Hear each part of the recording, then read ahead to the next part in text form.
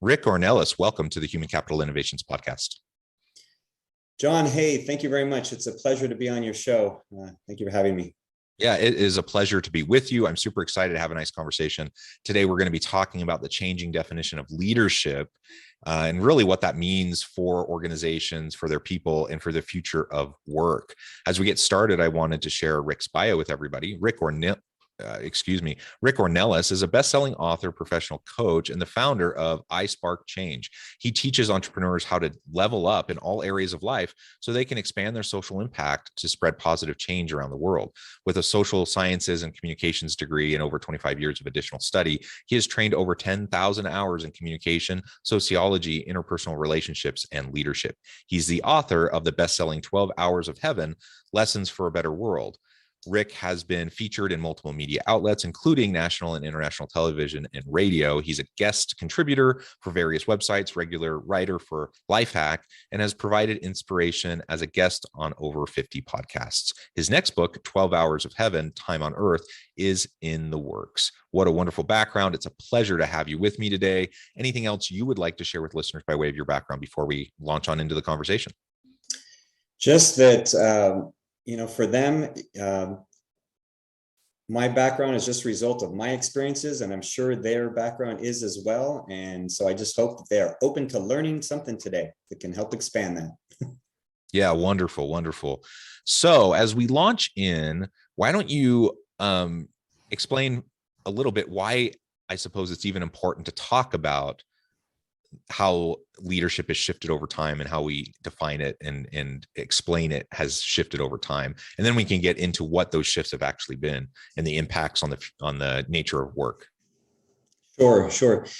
And it's an awesome question, but the biggest reasons that that leadership has shifted is that we continue to evolve as a human species. We've been evolving for 10,000 years or whatever it is, and we continue to evolve on a regular basis. And a lot of that history was in that militaristic kind of top-down type of leadership. So that led to a certain type of leader, right? And we can get into that in a little bit. But now we've changed, right? We've changed a lot in recent history, but even more so in the past couple years as a result of the pandemic, which has led to significant changes in leadership that are they really started probably about 30 years ago, but they really came to a head probably in the last 5 years or so. Yeah. And I think about, that kind of the traditional, quote unquote, traditional notion of what a good leader is, the great man theory, and like the tall, strong, authoritative leader, right? And that's kind of what you were talking about. That's more of a militaristic, authoritarian, power kind of oriented leader. And we see history is replete with those types of individuals. And then we get into the Industrial Revolution and multiple phases of the Industrial Revolution. And over time, we've started to see that approach, while it has its place in certain contexts, doesn't always fare so well in other contexts, right? Yeah, that's exactly the case. And what we're finding in as I was saying, as human beings continue to evolve, right, and we change, that they place greater demands on those leaders. And that's why that type of leadership doesn't work anymore, because it has new demands being placed on it, and frankly can't meet those demands. Yeah, and it's a scary thing for people who have been in leadership roles for years and decades, all of a sudden to realize, come to the realization that, hey, my approach to leadership may not work as well as it did 2 or 3 or 4 decades ago. And so we acknowledge that this is a hard thing for people to shift and to change regularly, but that's the nature of the current world of work. And this really uncertain, messy world that we live in, is that uncertainty and messiness is the name of the game, and shift and change is the name of the game. And so we have to learn how to adjust and to adapt and to pivot and to reskill and to upskill. And that includes everyone on our team, certainly, who are, have the technical expertise to, produce the product or service that we're providing. But it also applies to our leadership. We need leaders who are reskilled and upskilled and who can take on new approaches to adjust in the way that they need so they can be effective in this current climate. Yeah, it's so true. And, a big part of it is this massive global shift that we have, this massive change in social consciousness that we have towards social impact. Because it used to be kind of the, what you were just describing, it's the authoritarian, hey, what I say goes, right? The autocratic, like it's just, hey, this is how it's going to be. And that's persisted in many corporations that were successful, in the 70s and 80s and even into the 90s. But that's no longer the case, because social impact has been growing, as I said, for the past couple of decades, and it really has come to light in the past couple of years because of the pandemic, where social impact has been elevated, where companies now see the importance of social impact, and you have large multi-billion-dollar corporations. Like Pepsi as an example, large multi-billion-dollar corporations like Pepsi, where you have the CEO, Indira Nooyi, who is changing the whole company culture to be about performance with purpose, that it is about impact that they make, and that's going to drive the success of their organization. That it's not just what she says goes. Right. What I say goes, do what I say. That carrot and stick approach, a fear-based approach, if you use that, you can get people to fall in line, but it doesn't foster and engender commitment over time. So you might get compliance, but you won't get commitment, you won't get engagement, you won't get the heightened level of productivity and motivation, which will produce the creativity and innovation that will help the organization continue to drive value in the marketplace, right? And so Mm-hmm. so we need leaders now with a different kind of repertoire. They need to be empathic leaders who genuinely care about their people, who recognize the value of their people, invest in their people, empower and support their people to really maximize their potential. That's the type of leader we need. We need leaders who can create trusting, psychologically safe environments. We need leaders who can encourage their people to speak up and to speak out. And that's something that didn't exist in some cases in previous generations in certain industries. And yet that's really what we need today. If we have, if any organization has a hope of staying competitive in a hyper competitive global, interconnected global marketplace. Yeah, it's so true, John, because it's now they have to focus, as you said, completely on their people. And that is growing even more so with the emergence of, millennials for a while now, but Gen Z it's the first time in history that we have 5 generations in the workplace at one time, right? And these younger generations, they place greater demands on their leaders than the people that would fall in line, like you said, with that carrot and stick, right? That would just fall in line.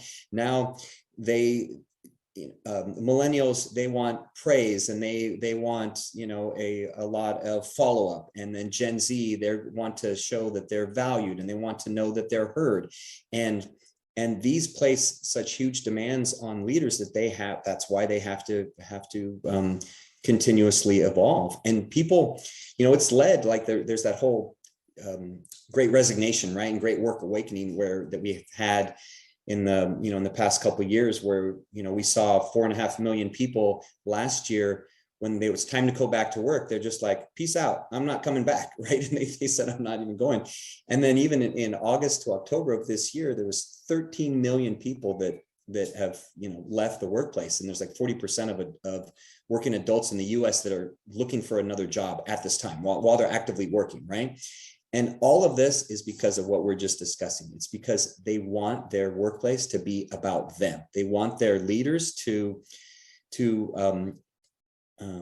know what their goals are, to support those goals, and the business needs to be aligned with those goals if they're going to have success. So it's really it's kind of a circular approach. It's like, what came first, the chicken or the egg? It's like, well, are people leaving, or is it the bad leadership, or is, what's really happening first? And the reality is that the leaders have to evolve, and then that will hopefully lead to people staying in the workplace. Yeah, and leaders, I do a little bit of work at this in this intergenerational motivation and engagement space in terms of the research that I do. And for the last decade, leaders, there's been a certain segment of leaders who have been bemoaning the younger millennials, and now we're getting into Gen Z workers, and being frustrated that they are kind of entitled, and they have all these high expectations for ongoing feedback and opportunities for promotions and advancement and all of these things. And the entire time I've been seeing this unfold, my thinking is, well, of course they want that, because that's, they just have a heightened level of expectation for leaders. They know what good leadership should look like, and they know when they're not getting it. And when they're not getting it, they're not sticking around. They're willing to go somewhere else. And that's only been accelerated during the course of the pandemic, and especially in the last, I don't know, 6+ months, as we've just had this really tight labor market and people have tons of options. And so, if I'm a leader who kind of has an old school style and I'm frustrated by this, I can bemoan the fact that younger workers aren't willing to put up with jobs that seem to be tedious, don't have meaning and purpose, where they don't have opportunities for growth and advancement. I can complain about that, or I can choose to grow and adapt and create an environment where my people feel empowered and supported and fulfilled. And that's my choice. And if I choose the first, I'm probably going to lose all my good people. If I choose the latter, I'm going to be competitive.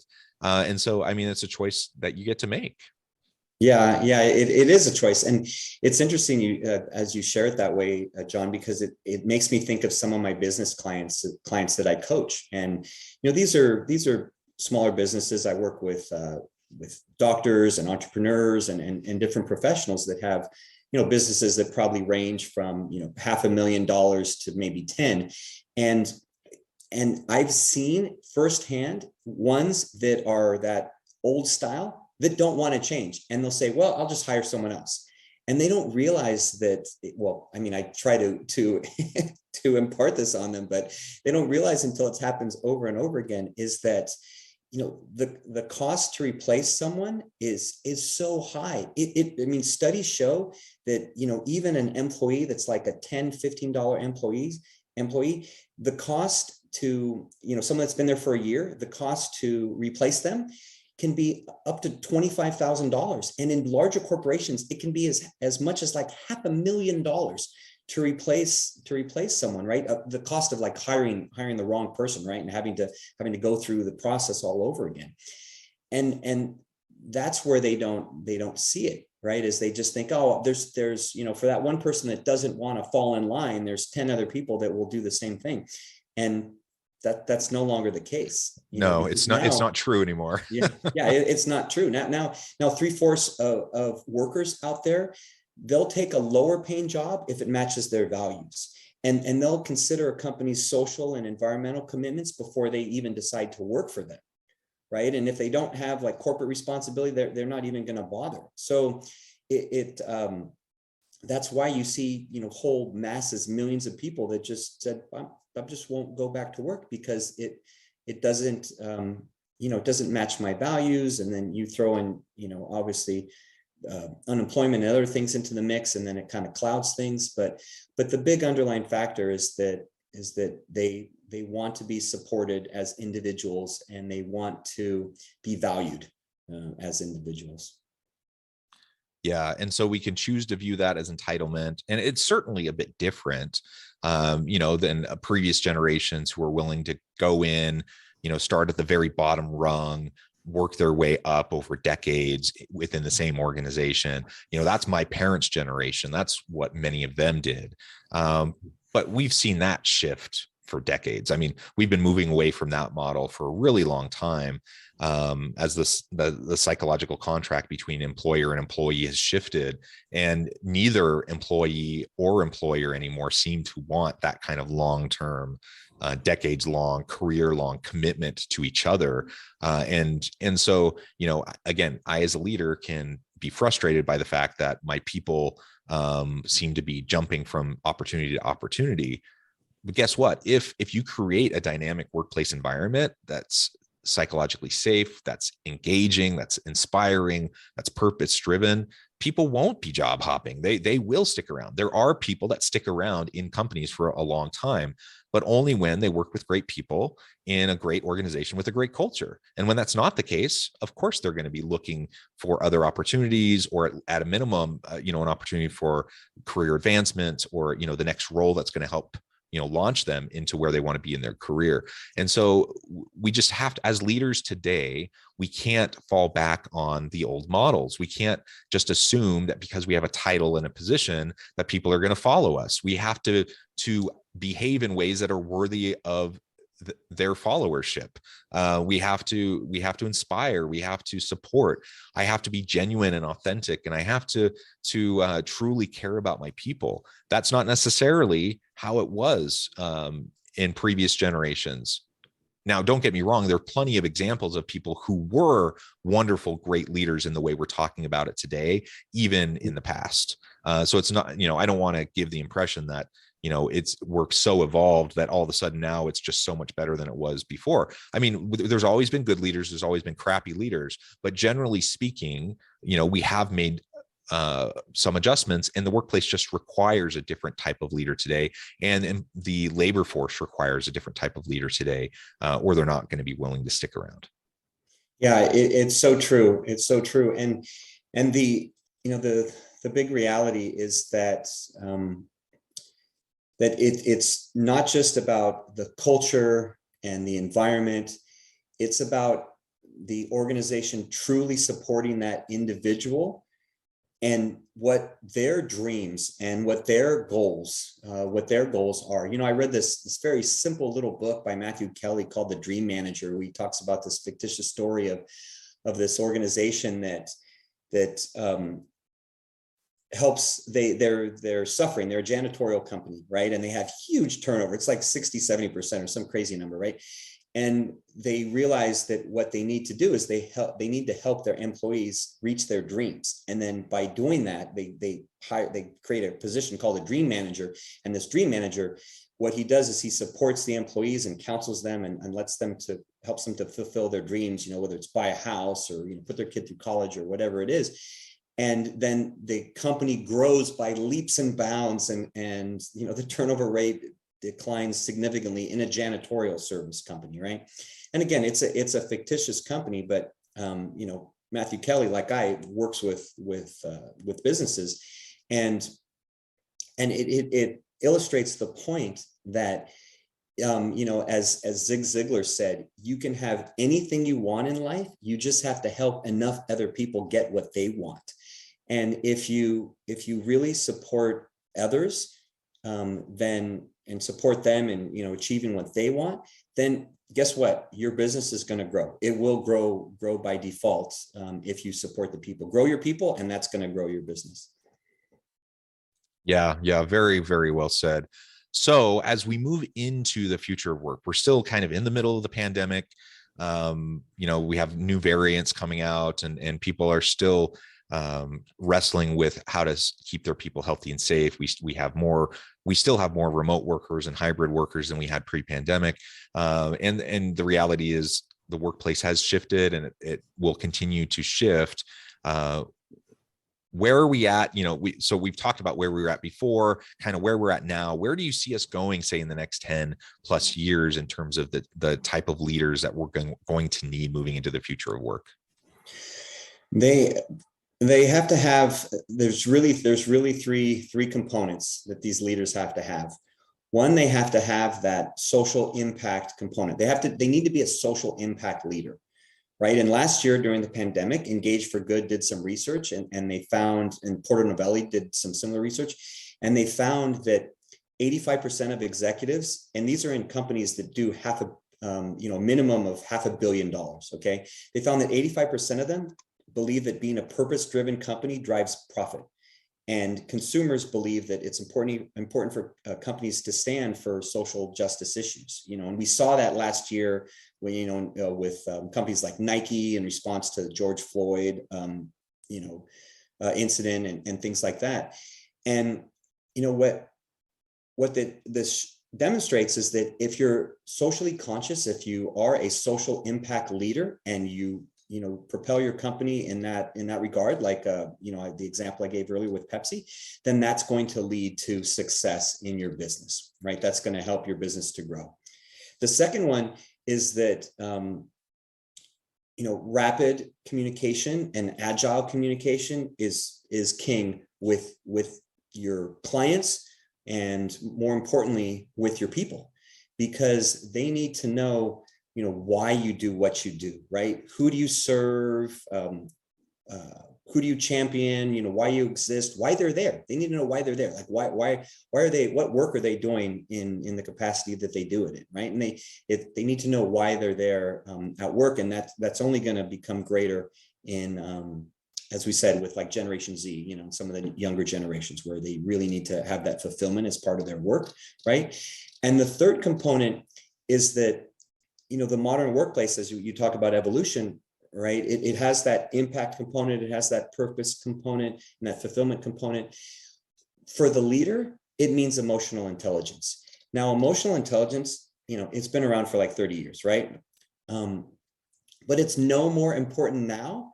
It's more important now than ever because of the first two, because of the need for that social impact and the need for showing, fulfilling your employees' dreams and showing that you support them. You have to be an emotionally intelligent individual to do so. Because if you're focused, there's plenty of examples of raw, intelligent people that they don't do well in business, right? Or they do well in business because they have great teams to support them. Like Steve Jobs, for example. He was notorious, like a dictator, but he had great people around him that could be that buffer between, him and everyone else in the workforce, right? But if you have that emotional intelligence component, then that's going to translate to success in your business, because 66% of all small businesses fail due to emotional shortcomings. So if you can be that emotionally intelligent leader, then that's going to translate into growing your people, and that's going to translate into success for your business.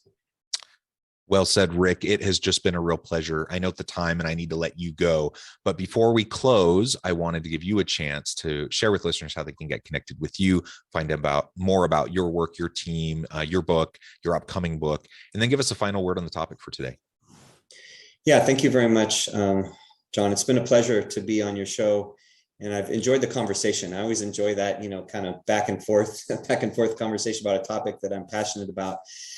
So as far as where people can connect with me, my organization, iSpark Change, we are iSpark Change on all social media platforms. So on Instagram, Facebook, LinkedIn, we have a new LinkedIn group for social impact leaders on LinkedIn called iSpark Change. YouTube channel, all of the above. The best place though is to go to www.isparkchange.com, the letter I and then sparkchange.com. There they can join our community, whether they're an individual or a business leader. They can learn more about social impact. They can learn more about spreading positive change. They can read about and see videos about what we're talking about. And they can nominate someone that they know to be a social impact hero, someone that resonates what we're discussing here today. But that's where they can connect. My book is 12 Hours of Heaven, Lessons for a Better World, that talks about, a lot of things that you can do to support one another in these crazy times. And my upcoming one is 12 Hours of Heaven, Time on Earth. And I won't get into details there. We'll save that for another time. But my parting word to anyone would be to, as I said in the beginning, continue to learn, continue to grow. Don't be stagnant. Anything that is stagnant just rots and dies. And so continue to evolve and grow, whether you're a leader, whether, you lead a family or a business or yourself, just continue that evolution and you'll continue to flourish. Well said, Rick. It has been a pleasure. I encourage listeners to reach out, get connected, find out more about what Rick can do for you. And as always, I hope everyone can stay healthy and safe, that you can find meaning and purpose at work each and every day. And I hope you all have a great week.